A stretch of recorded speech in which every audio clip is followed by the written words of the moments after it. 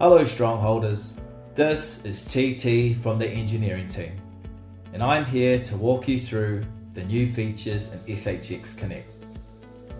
Let's start with the wallet. We're replacing a wallet that's been running strong for 7 years now. Everything you could do before, you can still do, just with a cleaner, more modern interface. If you're already with us, sign in with your secret key or wallet app to view and send SHX transactions. And if you're new here, go ahead and create your SHX wallet, fund it, and welcome to the community.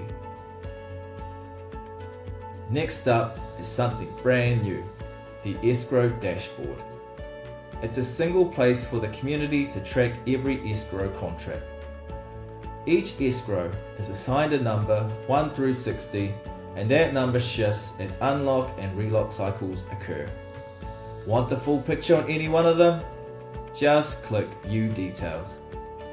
You'll see the unlock time, current balance, and full transaction history all in one place. This is just the first piece. More is already in motion, and we'll keep showing our work as it lands.